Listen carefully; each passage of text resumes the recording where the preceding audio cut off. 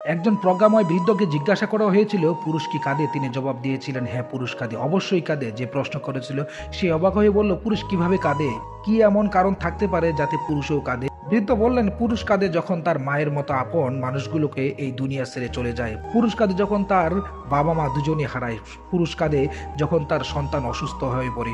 পুরুষ কাঁদে যখন সে তার মেয়ের বিয়ে দেয়। পুরুষ কাঁদে যখন তার অকৃতজ্ঞ এক গয়ে সন্তান তাকে সবার সামনে অপমান করে। পুরুষ কাঁদে যখন আপনজন থেকে প্রতারিত হয়। পুরুষ কাঁদে যখন সে বুঝতে পারে সে আসলে ভীষণ অসহায়, জীবন যুদ্ধে তাকে কিভাবে গোলাম বানিয়ে রেখে দিয়েছে। পুরুষ কাঁদে যখন সে তার ভালোবাসার মানুষগুলো ভরণ পোষণ করতে ব্যর্থ হয়, তাদের সামান্যতম সবগুলো সে পূরণ করতে পারে না। পুরুষ তখন কাঁদে।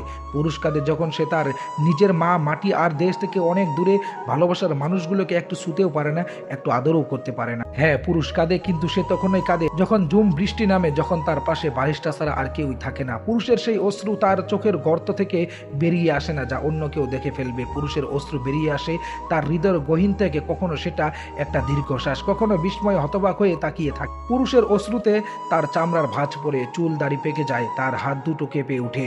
এতটুকু বলে সেই বৃদ্ধ নিজেকে ধরে রাখতে পারলেন না, নিজেই কেঁদে উঠলেন। তিনি বললেন, হ্যাঁ, ঠিক এইভাবেই পুরুষ মানুষ কেঁদে উঠে, কাঁদতে থাকে। অতৃপ্ত এই পৃথিবীতে আজ যত আয়োজন, অর্ধেক তার মিথ্যা মায়া, বাকি অর্ধেক তার প্রয়োজন।